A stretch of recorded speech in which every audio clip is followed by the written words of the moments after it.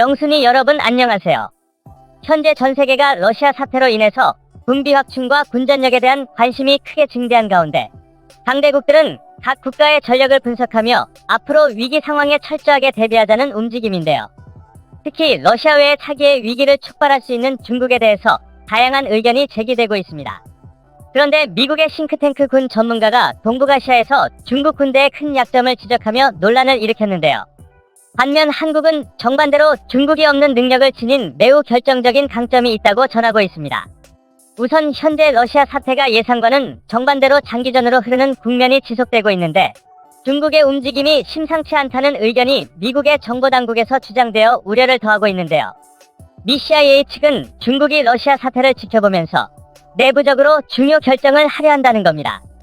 윌리엄 번스 CIA 국장은 우크라이나를 침공한 러시아를 보며 중국은 대만의 무력을 사용하려 하며 현재는 그 시기와 방법을 정할 것이라며 지난 20일 AP통신 등과의 인터뷰에서 밝혔습니다. 그러면서 대만에 대한 중국의 지배권을 주장하는 시진핑 주석의 의지를 과소평가하지 않는다고 했습니다.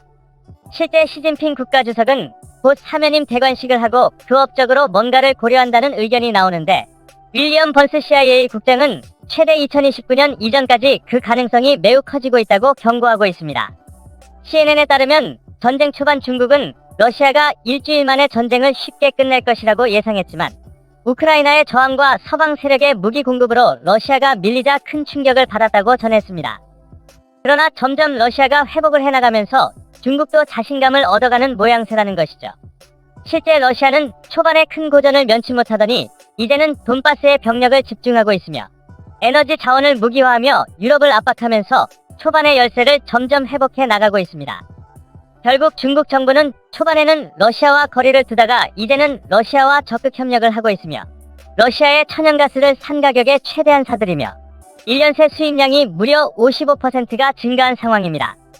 러시아 침공으로 반사이에까지 누리면서 마치 서방 세력을 조롱하듯 에너지를 긁어 모으는 것입니다. 일각에서는 중국도 한번 해볼 만하다고 여기는지 실제 움직임에 반영된다고 전하고 있는데요. 최근 중국 군용기 Y8은 7월에만 13일째 대만의 방공 식별구역에 제멋대로 드나들고 있습니다. 중국은 이번 달에만 전투기 19대, 전폭기 2대, 폭격기 1대, 헬리콥터 2대, 정찰기 19대 등 총 43대의 군용기를 대만 방공 식별구역에 진입시켰고 이는 점점 움직임이 거세지는 모양새라는 것입니다. 전문가들은 대만을 분쟁지대로 만드는 회색지대 전술을 반복한다는 의견을 제기하고 있으며 일각에서는 시진핑 사면임을 고조시키는 내부 단속과 러시아 사태 변화 등도 반영되었다고 판단했습니다. 문제는 이러한 가운데 아무도 예측 못할 움직임을 중국 인민해방군이 드러내면 어쩌나 하는 우려입니다. 중국에서는 수차례 대만과 가까운 푸젠성 등의 인민해방군 군용 트럭이 대거 이동하기도 했으며 해당 지역에는 정전 예고 혹은 생필품 등을 미리 사놓으라는 공지도 내려온 적이 수차례 있었습니다.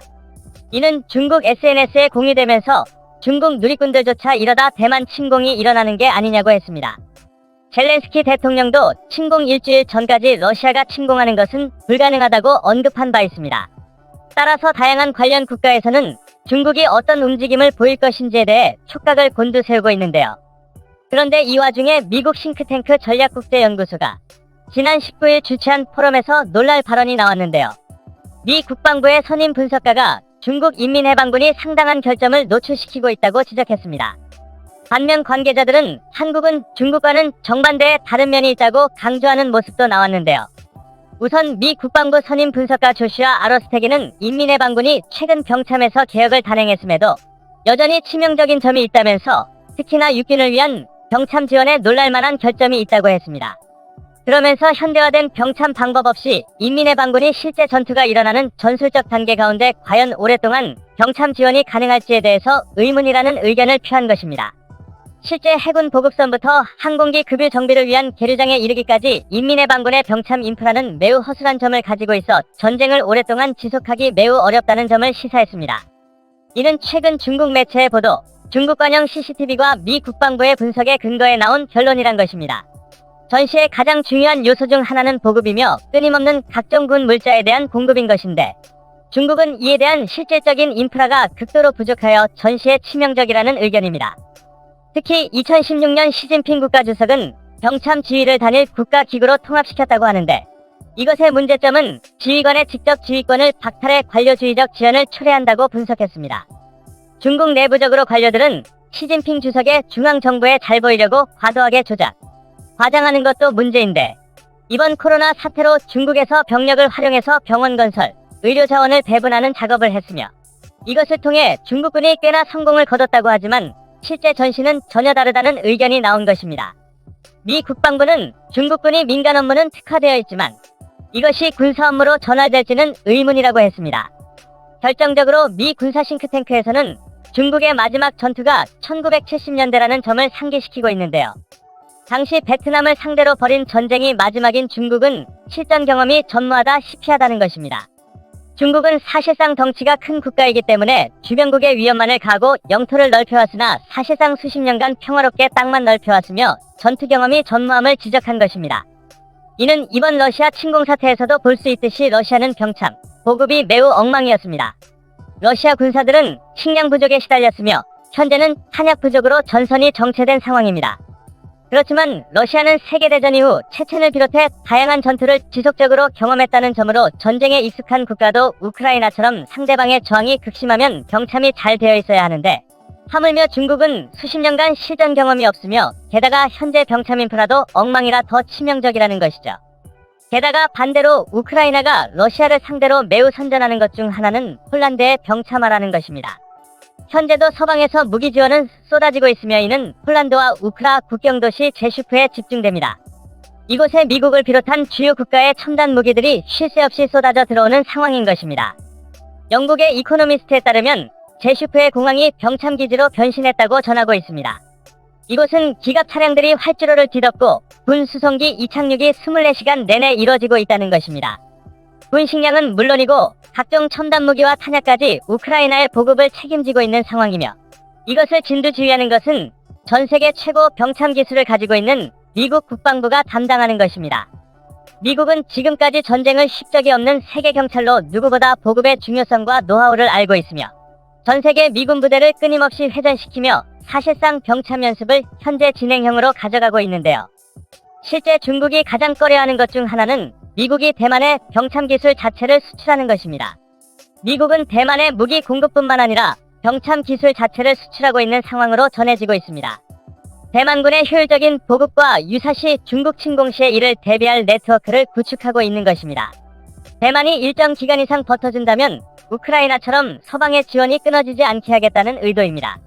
결국 중국 인민해방군은 이러한 실전의 병참 전개가 얼마나 가능하겠냐는 비판적 의견이 나온 것입니다. 그런데 군 관계자들은 전 세계 군대 중에 대한민국의 군 운용은 중국과 크게 차별화되었다고 전하고 있습니다. 한국은 6월 25일 사변 이후 지금까지 휴전선을 놓고 전군이 항시 권장 상태로 대기하는 상황입니다. 쉽게 얘기해 다른 나라들은 태평한 가운데 있었지만 한국은 항상 일정 부분 신경이 곤두선 상태인 것인데 이러한 점이 오히려 위기 상황에서는 병참을 비롯한 각종 시스템이 저력을 드러낸다는 의견인데요. 실제 이번 임팩 훈련에서는 한국 해병대는 최초로 미국 대신 참가국을 리드하는 모습을 보였습니다.